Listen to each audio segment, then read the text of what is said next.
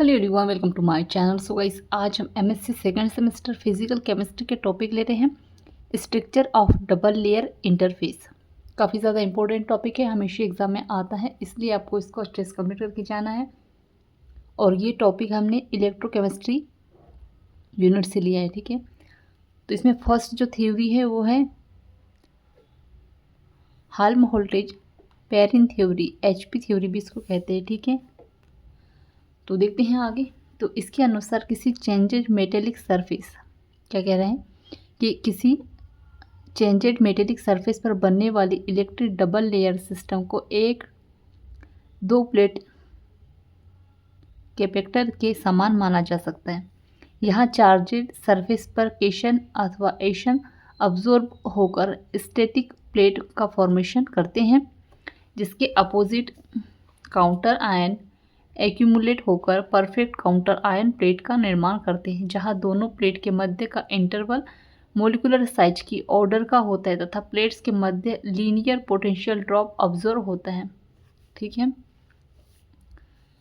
यहाँ आगे कह रहा है कि दो प्लेट कैपेसिटर पर प्रोड्यूस होने वाले पोटेंशियल का जनरल एक्सप्रेशन निम्न प्रकार होता है। यहाँ पे देखिएगा इसमें इस तरह से इसका जो स्टैटिक प्लेट्स थे वो इस तरह से शो किया गया है, ठीक है। थीटा है यहाँ पे ए और ये बल्क है, ठीक है, माइनस प्लस में दिया गया है ये। तो इसके जो इक्वेशन दी गई है उसका फॉर्मूला है v बराबर ब्रैकेट में 4 पाई डी एप्सिलॉन अपॉन ई Q1, इसको नाम दिया क्या हमने समीकरण नंबर 1, ठीक है। अब यहाँ पे Q1 क्या है, change in density of surface है, ठीक है। D यहाँ पे क्या है, डिस्टेंस बिटवीन टू है, और E क्या है, dielectric constant of medium, ठीक है। सो dV बराबर 4 pi D upon E dQ, इसको नाम दिया हम, इस मतलब कि इसको हम इस तरह से लिख सकते हैं, ठीक है। और इसको नाम दे देंगे हम समीकरण नंबर 2। हमने यहाँ पे क्या ऐड किया है, D ऐड किया है, ठीक है। कैसे, यहाँ पे भी हमने D ऐड कर दिया, यहाँ पे भी हमने D ऐड कर दिया है। But according to Lippmann equation, but जो लीपमैन इक्वेशन है वो क्या कहती है कि dV अपॉन dV बराबर माइनस Q1, ठीक है। तो हम इसको किस तरह से लिख सकते हैं, dV यहाँ लिख देंगे बराबर माइनस Q1 और यहाँ पे dV ऐड कर देंगे, ठीक है। एक dV हमारा कहाँ आ गया, यहाँ आ गया, और इसको नाम दिया क्या हमने समीकरण नंबर 3। अब आगे देखते हैं।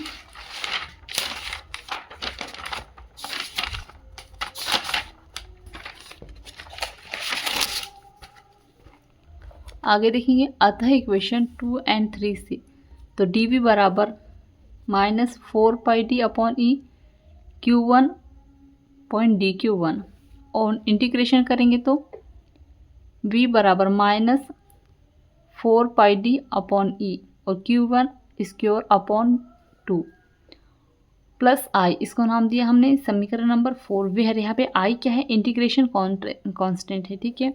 और ECM तो व्यू बराबर व्यू मैक्स और dV बराबर माइनस Q1 बराबर 0। सो फ्रॉम इक्वेशन 4 से तो V मैक्स बराबर 4 pi D upon E x0 plus I। अब I बराबर हम यहाँ पर V मैक्स लिख सकते हैं, ठीक है। तो इसको किस तरह से इक्वेशन कंप्लीट करेंगे, तो व्यू बराबर V max minus 4 pi D upon ई और यहाँ पे लिखेंगे Q1 स्क्वायर अपॉन 2, फिर व्यू बराबर व्यू मैक्स माइनस ई अपॉन 4 पाई डी और 4 पाई डी स्क्वायर अपॉन ई Q1 अपॉन 2 और इसके ब्रैकेट में हम लिख देंगे स्क्वायर, ठीक है। आगे देखते हैं, इसको नाम दिया हमने क्या समीकरण number 5। But from equation first क्या है कि V अपॉन Q1 बराबर 4 पाई डी अपॉन ई, तो इसको हम किस तरह से लिखेंगे, V अपॉन Q1 स्क्वायर 2, ठीक है। फिर 4 पाई डी और इसके बदले में हम यहाँ पर स्क्वायर लगा देंगे, ठीक है। मतलब यहाँ पे हमको क्या करना है, अब स्क्वायर लगा देना है। तो पॉट इक्वेशन 5 तो देखिएगा किस तरह से कंप्लीट होगा। ये व्यू बराबर व्यू मैक्स माइनस कर देंगे E upon 4 pi D V upon Q1 और इसको स्क्वायर कर देंगे, और यहाँ पे Q1 अपॉन 2 और इसको हम स्क्वायर कर देंगे। और इसको हम शॉर्ट फॉर्म में किस तरह से लिख सकते हैं, V बराबर view max minus E upon 4 pi D V2/2, ठीक है। और ये हमारा क्वेश्चन नंबर 6 है। यदि क्या कह रहा है कि यदि समीकरण इलेक्ट्रिफाइड सरफेस पर पोटेंशियल V तथा सरफेस टेंशन V के मध्य पैराबोलिक रिलेशन को दर्शाती है, इसीलिए V/S V इलेक्ट्रोकैपिलरी कर्व सदैव पैराबोलिक नेचर के होते हैं। आगे देखते हैं, आगे है लिमिटेशन देखेंगे इसके। तो HP के अनुसार इलेक्ट्रिक फील्ड सरफेस पर स्टैटिक लेयर के अपोजिट एक परफेक्ट काउंटर आयन प्लेट का निर्माण होता है, किंतु आयन के थर्मल एजिटेशन मूवमेंट के कारण परफेक्ट काउंटर आयन प्लेट का निर्माण पॉसिबल नहीं है। फिर आगे देखेंगे, सेकेंड नंबर में है कि HP के अनुसार ED लेयर सिस्टम के प्लेट के मध्य का अंतराल मोलिकुलर साइज की ऑर्डर का होता है, और किंतु एक्सपेरिमेंटल ऑब्जर्वेशन के अनुसार यह इंटरवल अपेक्षाकृत अधिक होता है। थर्ड नंबर में कह रहा है कि HP के अनुसार डबल लेयर सिस्टम के लीनियर पोटेंशियल ड्रॉप संपन्न होता है, किंतु एक्सपेरिमेंटल ऑब्जर्वेशन के अनुसार पोटेंशियल ड्रॉप सामान्यतः नॉन लीनियर होता है। आगे देखते हैं, फिर इसकी दूसरी थ्योरी आ जाती है ग्वे-चैपमैन थ्योरी, ठीक है। इलेक्ट्रोकाइनेटिक फेनोमेन भी हम इसको कहते हैं। तो दूसरी थ्योरी है इलेक्ट्रोकाइनेटिक फेनोमेन, और ये काफ़ी ज़्यादा इंपॉर्टेंट थ्योरी है, हमेशा एग्जाम में आती है, तो इसको भी आपको अच्छे से कंप्लीट करके जाना है। फिर देखेंगे आगे, तो ग्वे-चैपमैन थ्योरी जीसी के अनुसार, मतलब कि एक क्या नाम था इनका, जो वैज्ञानिक का नाम था, ठीक है। तो उसी के अनुसार ये थ्योरी दी गई है। तो इलेक्ट्रोफाइड मेटेलिक सरफेस पर बनने वाले ED लेयर सिस्टम में परफेक्ट काउंटर आयन प्लेट के स्थान पर डिफ्यूज काउंटर आयन लेयर का निर्माण होता है, क्योंकि अपोजिट प्लेट यानी लेयर के दूर तक फैला हुआ है। निर्माण में दो फोर्स इन्वॉल्व होते हैं, जैसे कि फर्स्ट है electrostatic attraction from the surface, और बी नंबर में है thermal agitation of counter ion, ठीक है। यहाँ का इसका डायग्राम देख लीजिएगा, स्लीपिंग प्लेन इस तरह से दिया गया है इसका डायग्राम। तो आगे देखते हैं, और तो जीसी के अनुसार डिफ्यूज काउंटर आयन लेयर में एक इमेजिनरी है ये, ठीक है, इमेजिनरी यानी काल्पनिक प्लेन ड्रॉ किया जाता है, जिससे पूर्व पोटेंशियल ड्रॉप अत्यंत शार्प होता है, किंतु उसके पश्चात very gradual potential draw observe होती है। यह इमेजिनरी प्लेन ही स्लीडिंग प्लेन कहलाता है, तथा इस प्लेन के ऑब्जर्वेशन पोटेंशियल को ही जीरो पोटेंशियल के रूप में परिभाषित किया जाता है। According to GC metallic surface के इलेक्ट्रोस्टैटिक अट्रैक्शन तथा आयन के thermal agitation kinetic movement effect के अंतर्गत एक डिफ्यूज काउंटर आयन लेयर के निर्माण की घटना इलेक्ट्रोकाइनेटिक फेनोमेन कहलाती है। इसलिए जी पोटेंशियल की इलेक्ट्रोकाइनेटिक पोटेंशियल भी कहा जाता है, ठीक है। आगे देखते हैं, according to GC dilute electrolyte solution की उपस्थिति में highly diffuse counter ion layer का निर्माण होता है, किंतु कॉन्सेंट्रेशन में वृद्धि के साथ काउंटर आयन लेयर की थिकनेस तथा जेटा पोटेंशियल में कमी आती है, तथा कॉन्सेंट्रेशन सॉल्यूशन की उपस्थिति में थिकनेस तथा क्षय लगभग 0 हो जाते हैं, तथा एक परफेक्ट काउंटर आयन प्लेट प्राप्त होती है, जो एचपी थ्योरी के अनुसार, अतः एचपी थ्योरी को जीसी थ्योरी का एक्सटर्म स्पेशल केस माना जाता है। इस थ्योरी के अनुसार इलेक्ट्रोफाइड सरफेस के अपोजिट एक काउंटर आयन लेयर का निर्माण की तुलना एटमॉस्फेयर के ग्रेविटी के प्रभाव में गैसेस के डिस्ट्रीब्यूशन की जा सकती है, बट गैसेस का डिस्ट्रीब्यूशन ग्रेविटी ऑफ अर्थ को प्रभावित नहीं करता है, जबकि काउंटर आयन लेयर में आयन का डिस्ट्रीब्यूशन मेटेलिक सरफेस पर पोटेंशियल को इफेक्ट करता है। और इसके लिए यहाँ पे ग्राफ दिया गया है, आप देखिएगा, ये डायग्राम दिया गया है, ठीक है, यहाँ पर। फिर आगे देखते हैं, इस थ्योरी के अनुसार इलेक्ट्रिक डबल लेयर सिस्टम के डिफरेंट काउंटर आयन युक्त डिफरेंट लेयर की थिकनेस 6 पोटेंशियल के मान में कमी आती है, तथा इंडिफरेंट इलेक्ट्रोलाइट की हाई कॉन्सेंट्रेशन की प्रेजेंस में थिकनेस तथा 6 पोटेंशियल 0 हो जाते, तथा एक परफेक्ट काउंटर आयन प्लेट प्राप्त होती है, वेयर कॉन्सेंट्रेशन ऑर्डर 4 बड़ा है, फिर इससे छोटा 3, फिर इससे 2 और फिर 1। तो effect of indifferent electrolyte on and thickness of different layer. फिर आगे देखते हैं इसकी लिमिटेशन वगैरह दी है, देखेंगे आगे। फर्स्ट नंबर में है यह थ्योरी डाइल्यूट इलेक्ट्रोलाइट सॉल्यूशन की उपस्थिति में इलेक्ट्रिक डबल लेयर फॉर्मेशन की व्याख्या करती है, किंतु कॉन्सेंट्रेशन सॉल्यूशन की प्रेजेंस में असफल रहती है। सेकेंड नंबर में कह रहा है कि यह थ्योरी सामान्य वैलेंसी के भिन्न भिन्न काउंटर आयन क्षय पोटेंशियल तथा थिकनेस ऑफ डिफ्यूज्ड लेयर पर भिन्न भिन्न प्रभाव की व्याख्या नहीं करती। थर्ड नंबर में है कि यह थ्योरी डबल लेयर सिस्टम की विभिन्न प्रॉपर्टीज ऑफ क्वांटिटेटिव व्याख्या करने में असफल रहती है, जैसे कि यदि चार्जर सरफेस पर 2 इलेक्ट्रोपोटेंशियल उपस्थित हो तो बल्क में कॉन्सेंट्रेशन 0:1 n हो, तो इस थ्योरी की हेल्प से कैलकुलेट कपलिंग C का मान उस स्थिति में एक्सपेरिमेंटल वैल्यू के समान प्राप्त होता है जब यह माना जाए कि सरफेस पर आयन की लगभग 300 n कॉन्सेंट्रेशन एक्यूमुलेट की जाती है तो जो कि पॉसिबल नहीं है।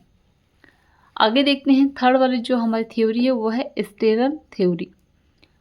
तो स्टेरन इलेक्ट्रिक डबल लेयर फॉर्मेशन को एक्सप्लेन करने के लिए HP थ्योरी तथा GC थ्योरी के बेसिक कॉन्सेप्ट पर विचार करते हुए एक न्यू अप्रोच दिया, जिसके अनुसार डबल लेयर फॉर्मेशन में निम्न फोर्स सम्मिलित होता है।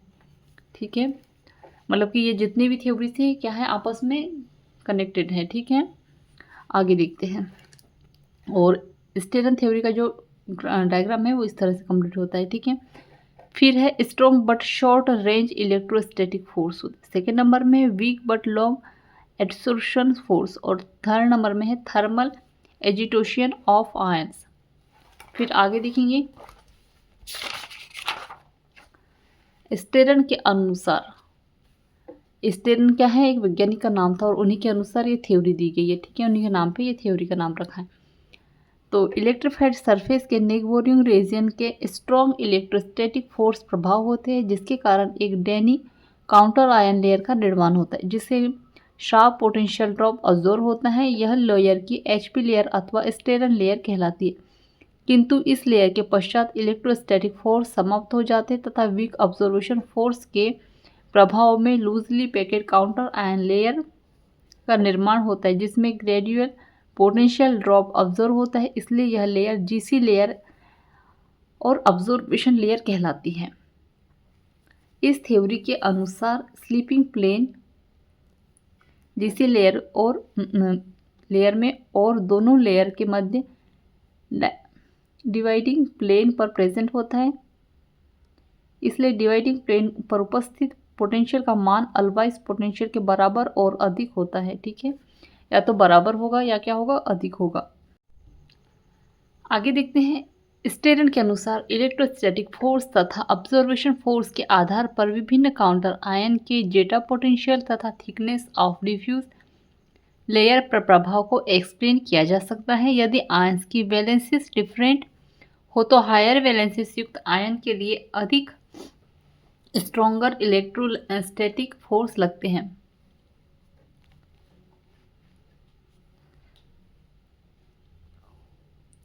इसलिए वह थिकनेस ऑफ डिफ्यूज्ड लेयर तथा जेटा पोटेंशियल में अधिक तीव्र कमी पैदा करता है। किंतु यदि विभिन्न काउंटर आयन की वैलेंसीज इक्वल हो तो लेयर साइज एंड ग्रेटर मास युक्त आयन के लिए अधिक स्ट्रॉन्गर अब्जॉर्प्शन फोर्स लगते हैं। इसीलिए वह आयन थिकनेस अब्जॉर्प्शन फोर्स लगते हैं, इसलिए वह आयन थिकनेस तथा GP में अधिक तीव्र कमी उत्पन्न करते हैं। इसलिए जैसे कि विभिन्न X- आयन के लिए GP में कमी की सामर्थ्य का क्रम निम्न प्रकार होता है। कैसे होता है आगे देखते हैं।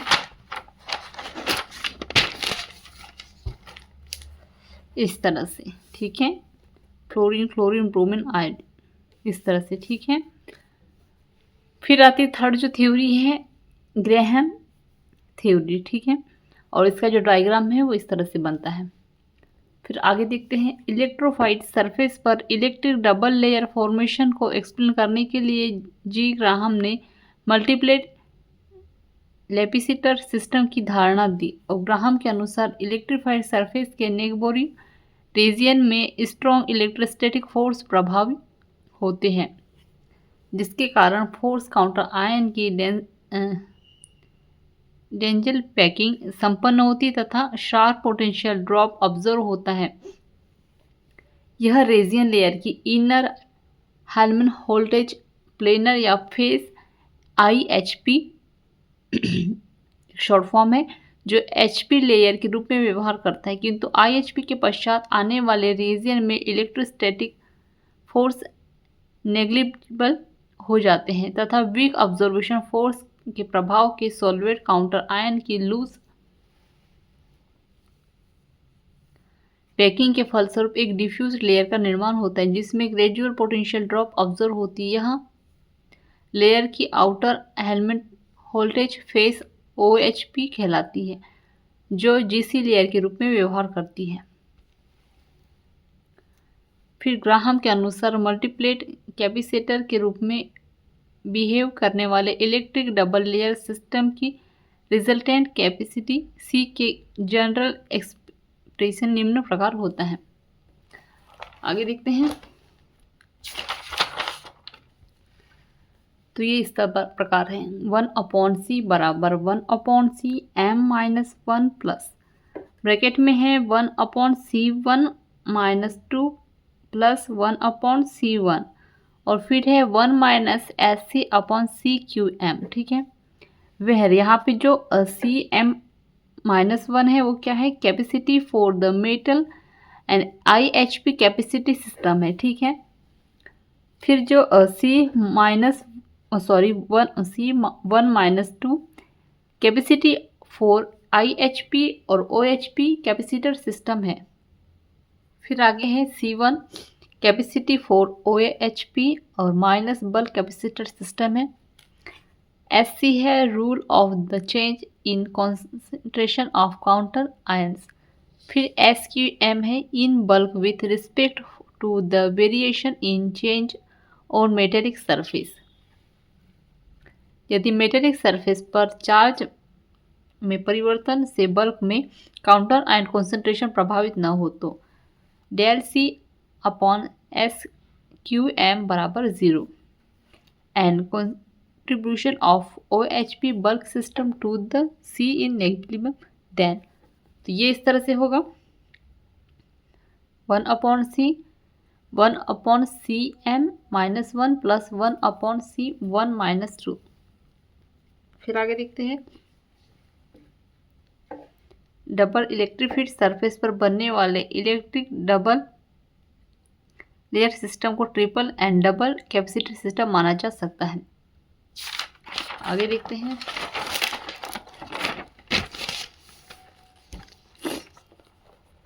फिर 5 नंबर की जो थ्योरी है बोकेरिस डेवेंथम मूलर थ्योरी, इसको शॉर्ट में BDM थ्योरी भी कहते हैं।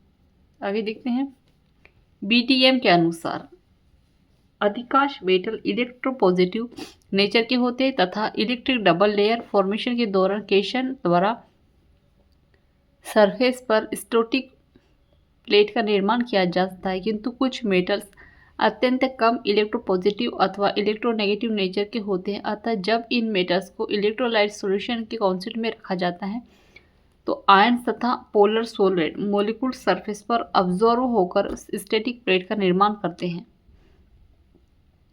और इसका आप डायग्राम देख सकते हैं, इस तरह से है। ठीक है, फिर आगे देखते हैं, इस इलेक्ट्रिफाइड सरफेस के निकटवर्ती रीजियन में स्ट्रॉन्ग इलेक्ट्रोस्टैटिक फोर्स प्रभावी होते हैं, इसलिए फ्री सोलवेटेड केशन के डेंस पैकिंग के फलस्वरूप एक थिन लेयर का निर्माण होता है जिसमें शार्प पोटेंशियल ड्रॉप ऑब्जर्व होती है। अतः यह लेयर IHP अथवा HP अपॉन स्टेरन थ्योरी के रूप में बिहेव करती है, किंतु इस लेयर के पश्चात इलेक्ट्रोस्टैटिक फोर्स नेग्लिजिबल हो जाते हैं, इसलिए केशन का इफेक्टिव सॉल्वेशन संपन्न होता है तथा इनकी लूज पैकिंग के फलस्वरूप एक डिफ्यूज लेयर का निर्माण होती है जिसमें ग्रेजुअल पोटेंशियल ड्रॉप ऑब्जर्व होती है। अतः यह लेयर OHP/GC लेयर के रूप में बिहेव करती है। और यहाँ पे जो है हमारा टॉपिक एंड होता है। सो गाइस यहाँ पे हमने जो है टोटल 5 यूनिट्स यहाँ पे आपके साथ शेयर करती हैं, ठीक है। Structure of double layer interface से, ठीक है। सो आई होप आपको ये नोट्स काफ़ी अच्छे से पसंद आ गए होंगे। सो प्लीज़ चैनल को सब्सक्राइब कर दीजिएगा, बेल आइकन प्रेस कर दीजिएगा। और MSc केमिस्ट्री और सेमेस्टर के नोट्स परचेस करने के लिए आप मुझे व्हाट्सएप पे मैसेज कर सकते हैं, डिस्क्रिप्शन बॉक्स में शेयर कर दिए हैं। Thank you.